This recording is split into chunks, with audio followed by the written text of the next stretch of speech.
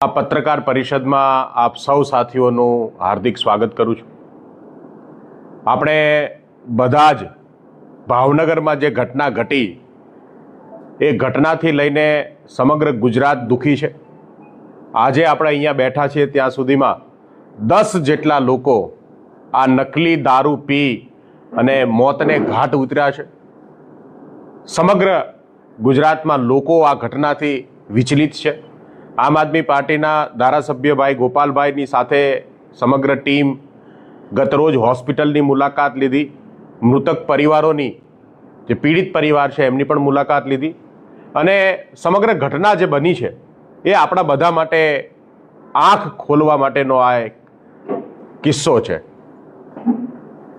આ ઘટના કથિત રીતે લઠ્ઠાકાંડ કહેવાય છે, પણ આપણે જોઈએ તો આ ઘટના કાયદો અને વ્યવસ્થાથી જે નિષ્ફળતા છે, કાયદા અને વ્યવસ્થાની નિષ્ફળતાથી થયેલો આ હત્યાકાંડ છે। ગુજરાતમાં વારંવાર આવી ઘટનાઓ ઘટી છે, અનેક ઘટનાઓ ઘટી છે।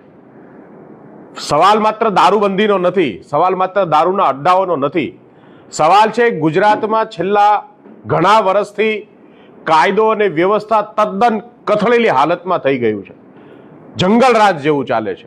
હમણાં જ કેન્દ્ર સરકારના રિપોર્ટમાં ગુજરાતની અંદર કેસોમાં થયેલા વધારાનો અહેવાલ રજૂ થયો। 32% જેટલા ગંભીર કેસો ગુજરાતની અંદર વધ્યા છે। 60% જેટલા ગુનેગારો, ગંભીર કેસના જે ગુનેગારો છે પકડાયા નથી।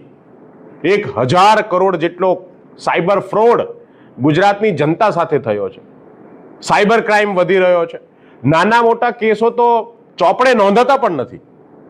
પોલીસ સ્ટેશનની અંદર ગંભીર બાબતના ગુનાઓની જ વાત કરીએ તો પણ ગુજરાત આજે અપરાધિક મામલે સૌથી વધારે કલંકિત થયું છે।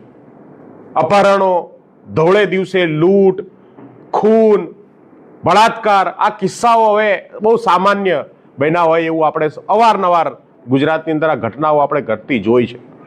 અને આની પાછળ સૌથી મોટું કોઈ કારણ હોય તો એક કારણ છે કે ગુજરાતની અંદર ગૃહ મંત્રાલય તદ્દન રીતે નિષ્ફળ ગયું છે।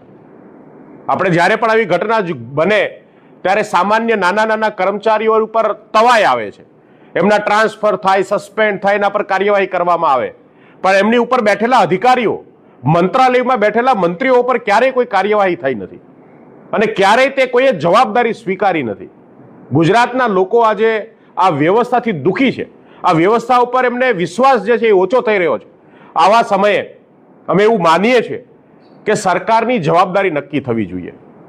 30 વર્ષથી ગુજરાતના લોકો ભાજપને મત આપે છે એનો મતલબ એ નથી કે ગુજરાતના લોકો આવે વાતાવરણની અંદર આવી રીતે અસુરક્ષિત ગુજરાત એમને મળે, આવું એને જંગલરાજ મળે, એમના માટે ગુજરાતના લોકોએ મત નથી આપ્યા। સત્તામાં બેઠેલા લોકો આજે બિનજવાબદાર થઈ ગયા છે, ગેરજવાબદાર થઈ ગયા છે।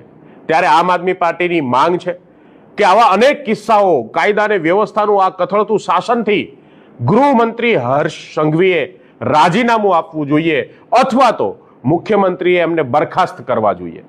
ગુજરાત આવા ઇમ્પોર્ટન્ટ, આવા નપુંસક ગૃહમંત્રીઓથી ગુજરાત ચાલશે નહીં।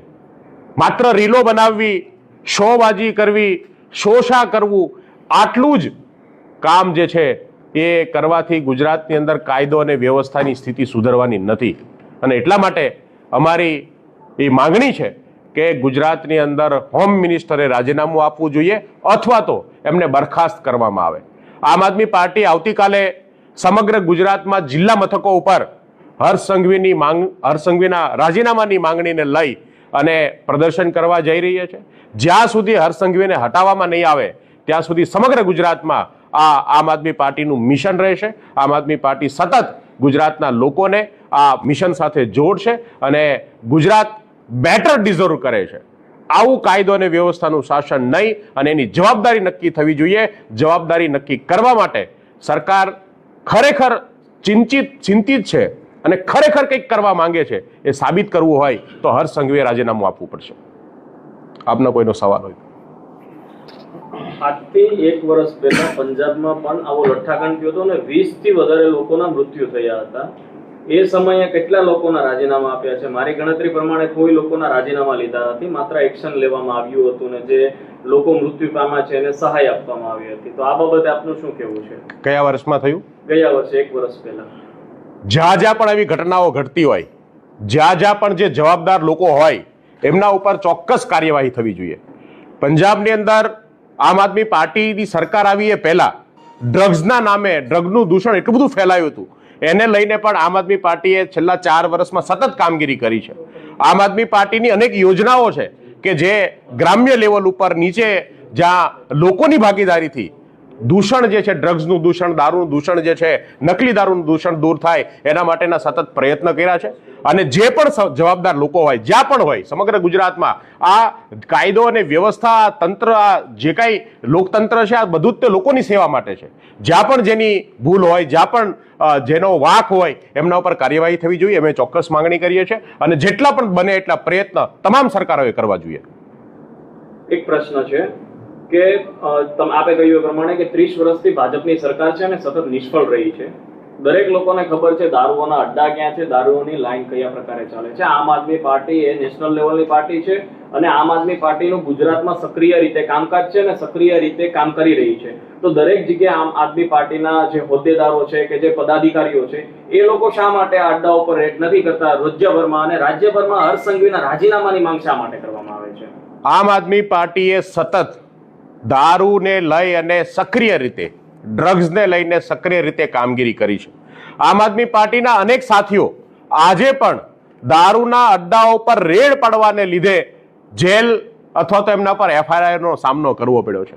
આમ આદમી પાર્ટી સતત જાગૃત રીતે જ્યાં પણ આવા ધ્યાન દોરવામાં આવે અથવા તો જાગૃત નાગરિકો સાથે મળી અને આ મુહિમ અનેક વખત અમે ચલાવી છે. અને આમ આદમી પાર્ટી જે કેવી પાર્ટી છે કે ગુજરાતના તમામ મુદ્દાઓ પર ભાજપની પોલીસથી, એના જેલથી ડર્યા વગર સતત કામ કરે છે. તમે જોયું હશે કે ભરૂચની અંદર એક બુટલેગર ને જ્યારે પોલીસને હપ્તા આપતો હતો એવી 52 જેટલી ક્લિપો ભાઈ ચેતરભાઈ વસાવાએ પબ્લિકની સામે લાવી અને ભરૂચની અંદર દારૂની સામે આ મુહિમ ચલાવી હતી.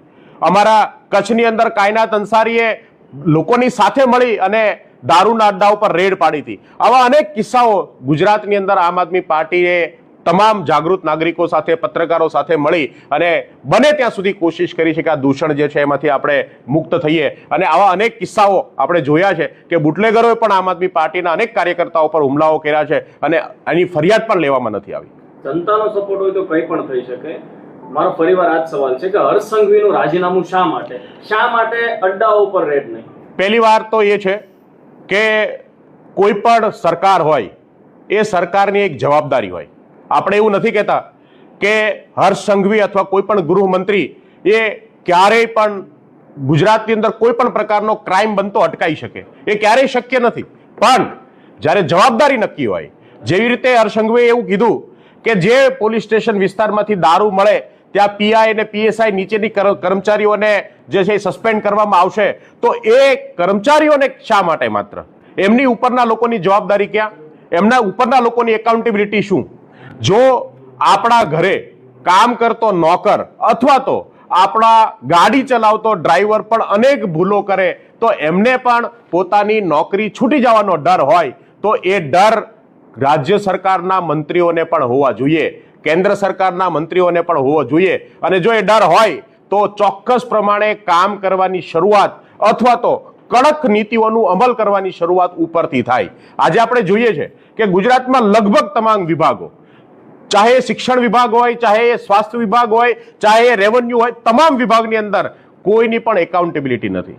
ક્યારેય કોઈ જવાબદારી લેતું નથી. વારંવાર જ્યારે પણ જોઈએ ત્યારે કડક કાર્યવાહી કરીશું, છોડવામાં નહીં આવે, આવા અનેક જે છે એવા માત્ર ને માત્ર વાહિયાત નામો અને વાહિયાત વાતો જ કરવામાં આવે છે. તો અમારું એવું માનવું છે કે જો ગુજરાત સરકાર ખરેખર સિરિયસ હોય, ખરેખર એ ગંભીર હોય કે ગુજરાતની અંદર આવી ઘટનાઓ ના બને, તો એમાં જવાબદાર લોકો, ખાસ કરીને જે મંત્રાલયો સંભાળે છે એવા મંત્રીઓ ઉપર પણ કાર્યવાહી થવી જોઈએ. અને એટલા માટે આમ આદમી પાર્ટી જે છે એ હર્ષ સંઘવીનું રાજીનામું માંગે છે.